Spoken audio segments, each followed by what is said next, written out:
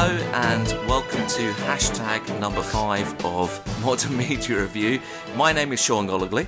I'm Robin Gibson. I only laughed slightly. Well, it's because you introduce it normally, and you're upset. You're upset because I'm introducing it. You said. No, you are. It's because you said hashtag number 5. Hashtag is number. It used to mean number. You know when you did the hashtag and then it said 5, that's number 5. Anyway. I cut back to the fact that you're annoyed that I'm introducing. We're doing question time with Fiona Bruce because it was Fiona Bruce's intro, her debut on Question Time, wasn't it? Absolutely. Replacing David Dimbleby. He'd lost control completely as far as I could see. People were just arguing all the time over him about Brexit. And interestingly, from the Free Republic of Islington. Yes, an interesting audience because they were all very young, as if they were all plants, the whole lot of them, instead of the usual Tory or Labour plant. Which, yeah, I think is fair enough. No gammon faces. What is gammon faces? These old bright red-faced guys, you know that. What, middle-aged guys? Yeah, middle-aged bright red-faced guys, of which we are not. And they got back control, I think, with Fiona Bruce. Dimbleby had lost control, and interestingly, the first question tonight was predictable. Has the government lost control of the Brexit process?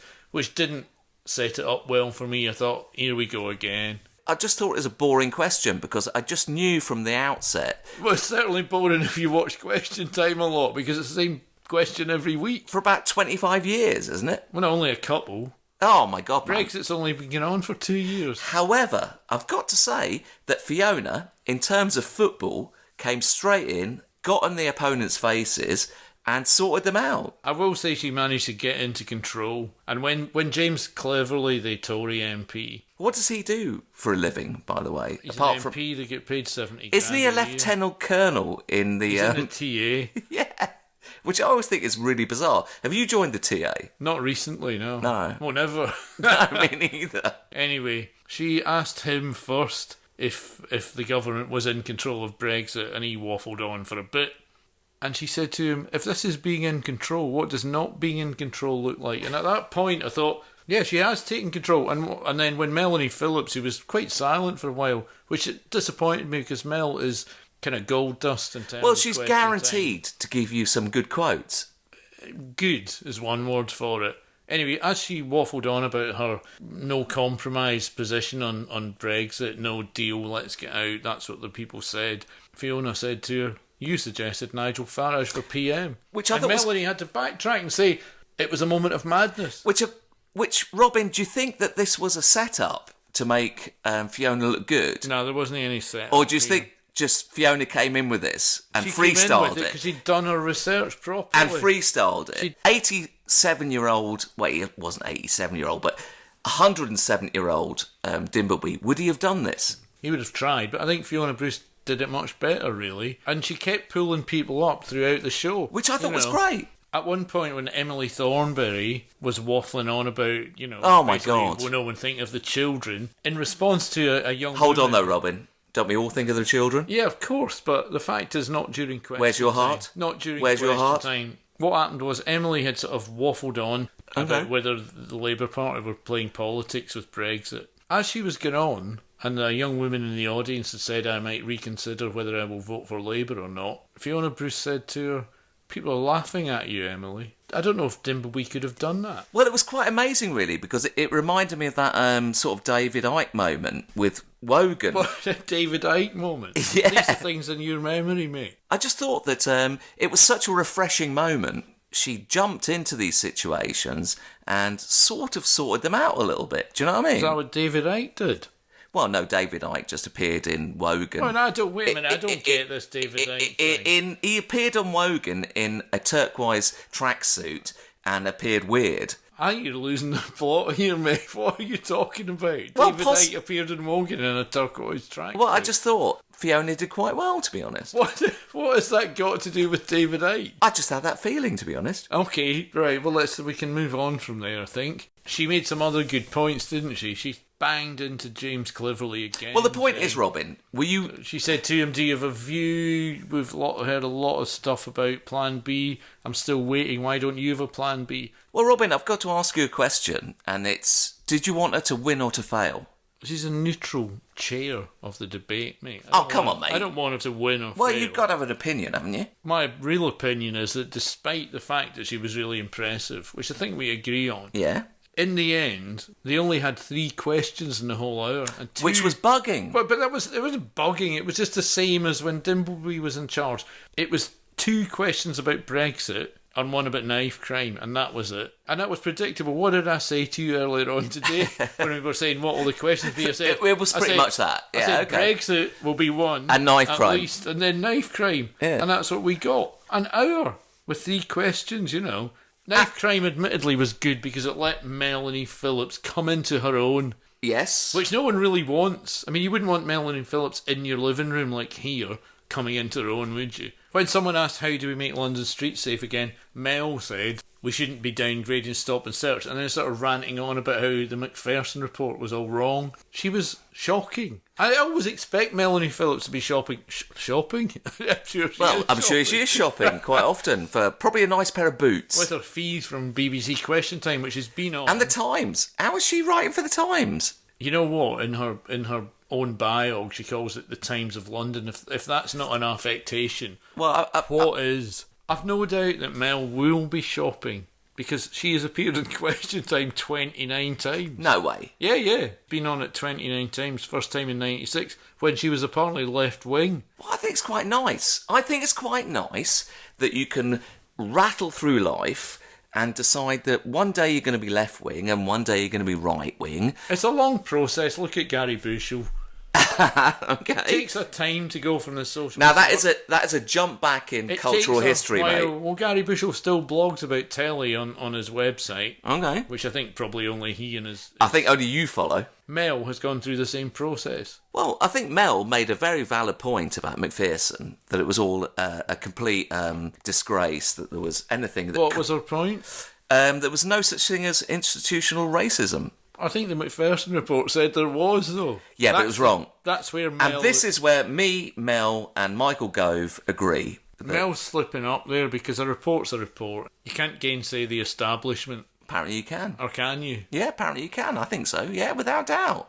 But the amazing thing about this question time tonight was that Fiona didn't even have to keep her down. No, I know, but because she was quiet as a mouse. Until this knife crime and McPherson report thing came up. She thinks that Labour and other progressives, as they call them, are ruining the country. She's written a book called Londonistan about what she calls... Where is Londonistan? Here. She thinks that what? The British establishment has capitulated to Islamist aggression. Did you know that? No, I didn't know. No, apparently they have. Okay. So that means we're somewhere between... She's been on an interesting journey.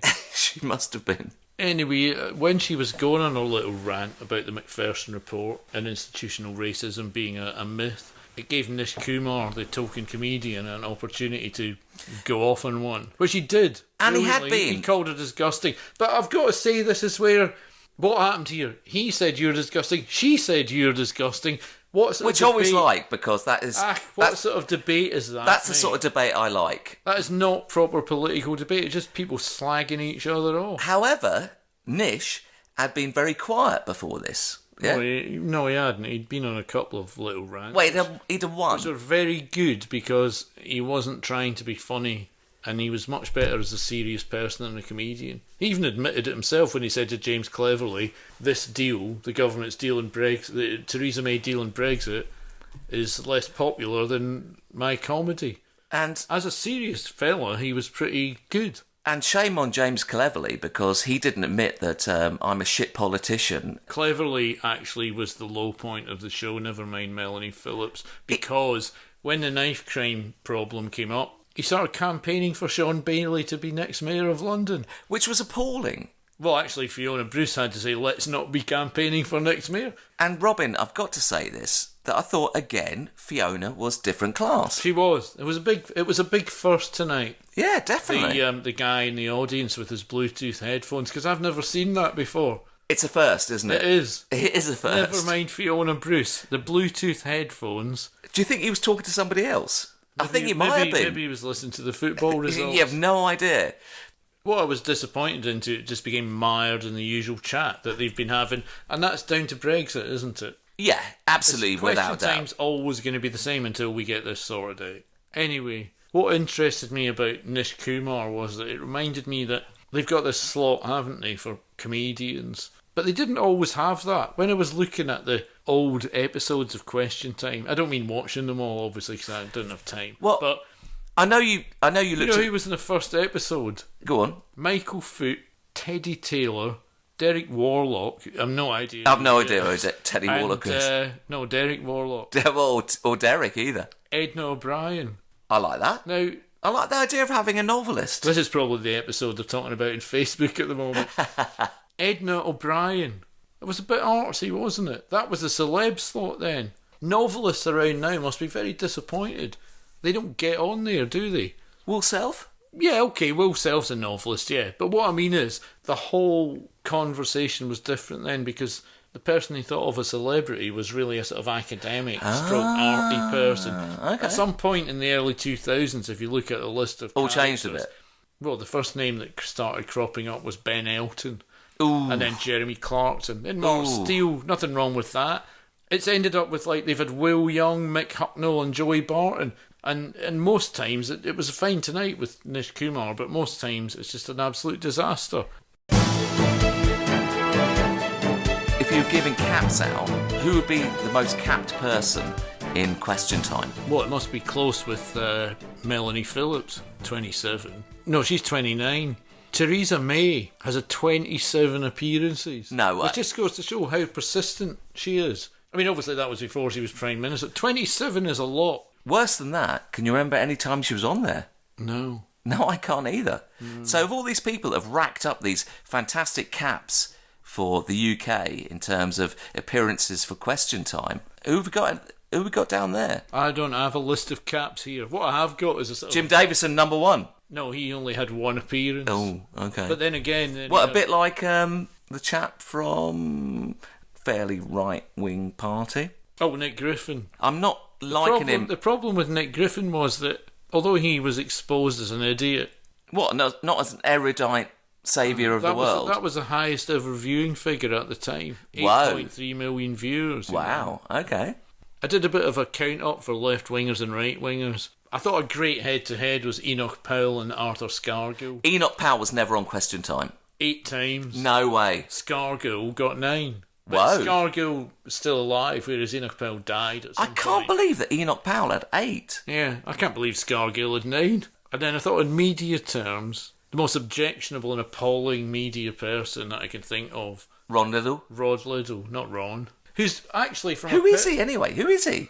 He's a columnist. He's one of these people who's gone on that fantastic journey from left to right, just like Melanie Phillips. Anyway, Rod's only had 9, whereas Will Self has had 14. So that's looking quite good. Then I started thinking about left-wing people, and I thought Jeremy Corbyn... You have been thinking about this, haven't you? I think about left-wing people. Yeah, I'm a Stalinist. Okay. I thought What? about Jeremy Corbyn. What? I thought about Jeremy Corbyn. He's been on it... No. He's only been on it 3 times, but not throughout his career, only in the past 3 years. Basically, he was ignored before he became Labour leader.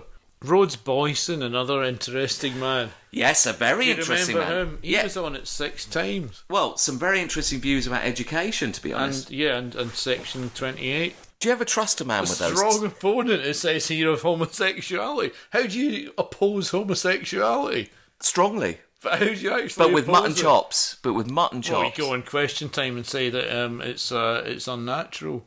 He did end up getting onto Have I Got News For You, a programme that should get a bit of flack for the amount of appalling people it has on and sort of resurrects their reputation as pseudo-comedians. Okay, I'm with you on that. Rees-Mogg. William Rees-Mogg. Well, No, Jacob Rees-Mogg and Boris Johnson. They kind of make stars out of them and Have I Got News For You, don't they? I'm sure they did the same with Rhodes Boyson. Well, it's one of these weird things, is that you can be a terrible old racist, and if you stay around long enough, you'll become a national treasure.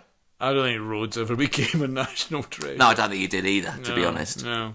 Anyway, nowhere near the top scorers. Do you know who they are? Okay, I'm going to Well, go... I'll tell you, I've got a list here, mate. Okay, give it to me, man. Well, number 1, by a long, long way. No, actually, equal number 1. Not by a long, long way.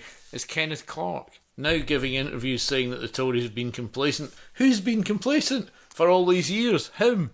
Well, He's been on Question Time since 1992 to 2018. Well, and he's had 58. Yes, 58 appearances. 50. Yeah.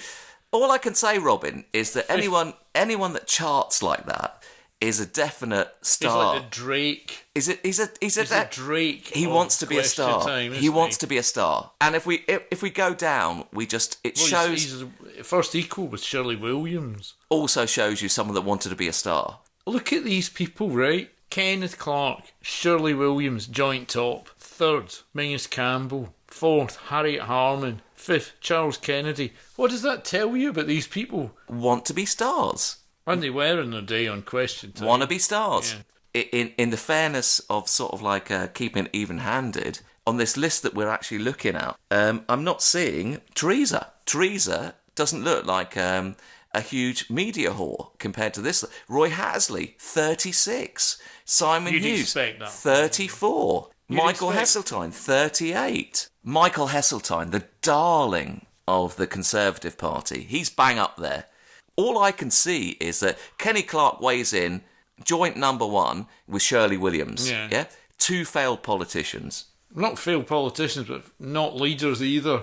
But the point is that we've got a load of, well, what many people would say would be political heavyweights. Oh, massive. The big beasts, as they call them. The big beasts of the forum. Absolutely failed leaders. Shirley would have liked to have been leader twice, wouldn't she? Well, she tried it with 2 parties. Third, there was Mingus Campbell, who actually was, forgettably, leader of the Liberal Democrats. Well, as you look down it, Robin, you just think it's a failed arena of potential, do you know what I mean? Or an arena of failed potential. Yeah, exactly. Charlie Kennedy. Well, he did make it. He made it. But then, had a difficult night. Difficult couple of Claire nights. Short was never going to get anywhere. Michael Heseltine, a classic failed arena leader.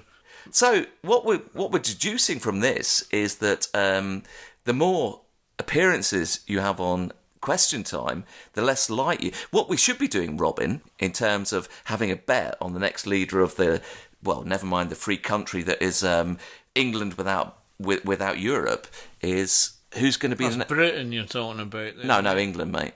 What we should be looking at, never mind all these big beasts, is the little beasts of politics in post-Brexit Britain. Are we in post-Brexit Britain? We're in the sort of limbo in between. So these are the things we should be looking at. Very worrying that. Okay. Low numbers in Question Time means you could be a potential leader. Yeah, absolutely.